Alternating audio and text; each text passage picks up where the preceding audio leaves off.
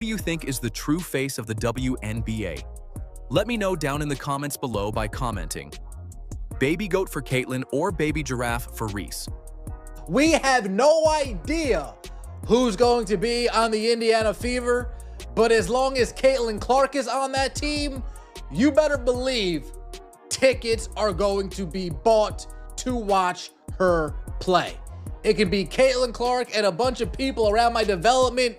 They're going to sell out an arena. Think about what that moment is actually going to feel like. Gainbridge Fieldhouse, Clark walking out of that tunnel for the first time in 270 days, and that building just absolutely loses its mind. Like, not polite applause, we're talking about a full sold-out NBA-sized arena of people who have been waiting 9 months for this exact moment. The kind of noise where you can't even hear the person standing next to you. That's what's coming when preseason starts in April. Caitlin Clark, the return of the product of Caitlin Clark, the legend returns. And guess what? WNBA teams, the opposing teams, oh, they know it. Oh, y'all didn't want Caitlin Clark in the league, but you'll move her games, won't you? But let's back up and talk about what 2025 actually took from her. She got through 13 games before the groin and ankle injuries shut her down completely. 13 games. She missed the rest of the regular season and the entire postseason. And here's the thing. Even those 13 games were enough to keep Fever games averaging 1.26 million viewers per game on national TV throughout the 2025 season, with most games having her just sit on the bench. That number was up 7% from the year before. So a broken, shortened, injury-wrecked Caitlin Clark season still grew the ratings. Just let that sink in for a second. So going into 2026, everybody had the same question. Is the leg actually right? Is she still the same player who was pulling up from 28 feet like it was a free throw in warm-ups? Because 9 months is a long time, and coming back from a leg injury as a shooter is a completely different thing than coming back from a sprained ankle. Here's how you know Caitlin Clark is truly back. She plays great, wins a deserved MVP, and there's crash outs on social media. I don't have to go over Clark's performance any more than I already have. I mean, obviously, she was the most impactful player in her minutes for Team USA, led the team in total points, led the team in total assists.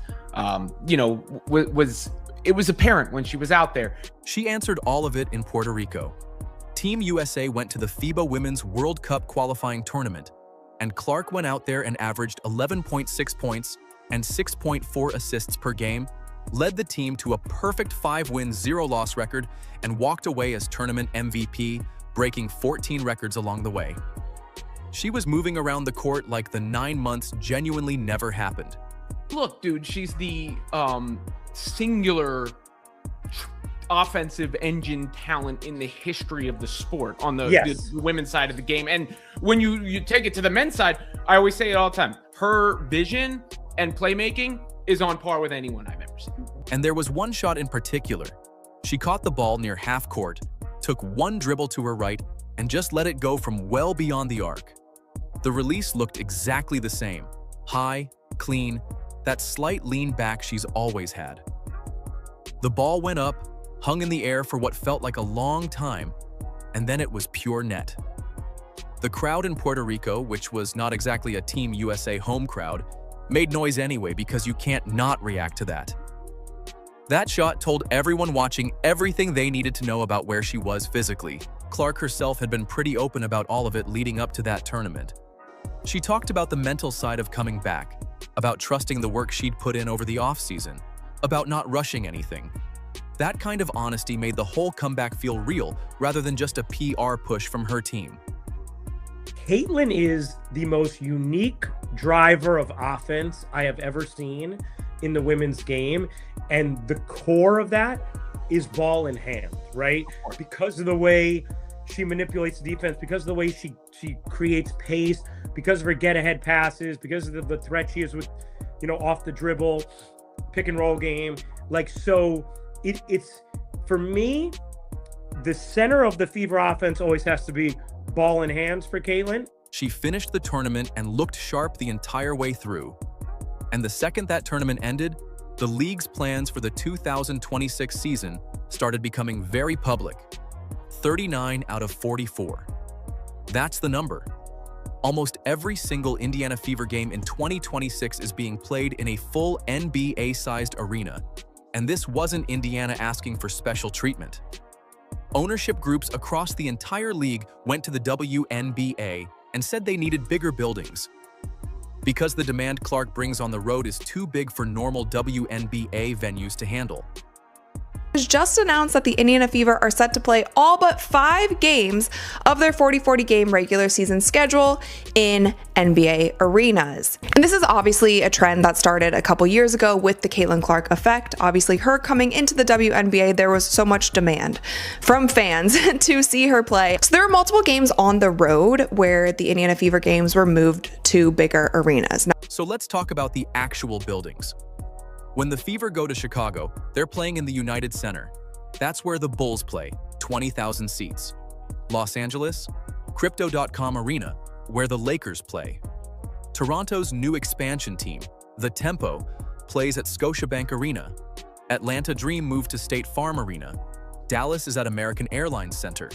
Minnesota at Target Center. Brooklyn at Barclays Center. These are full NBA buildings, and they're all hosting Fever road games because of one player. The Toronto situation is probably the wildest example of all this.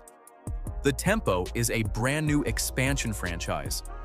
They don't even have their full roster set yet. And when they put Fever tickets on sale at Scotiabank Arena, 18,000 tickets sold in hours. The cheapest upper bowl seat was $150. Lower bowl seats were going for $400 to $700. For a team that didn't exist a year ago, selling out because Caitlin Clark is coming to town?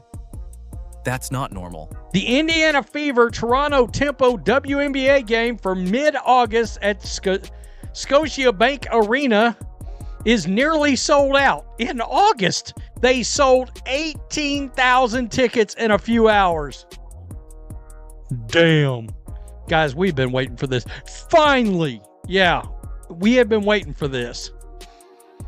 The Caitlin Clark effect, no other comparison in North American sports. And there's real money behind all of these moves. The new CBA lets players earn up to 20% of gross revenue.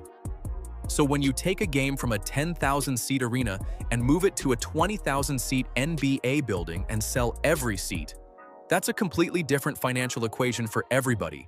The home team, the visiting players, the league itself.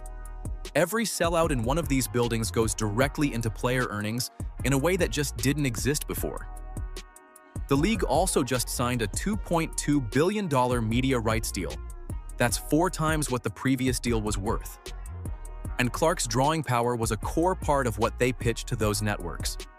Networks don't pay 4 times the old rate for the same product. They pay it because the audience genuinely grew, and they know who drove that growth. Our games against the Dream on June 20th and August 16th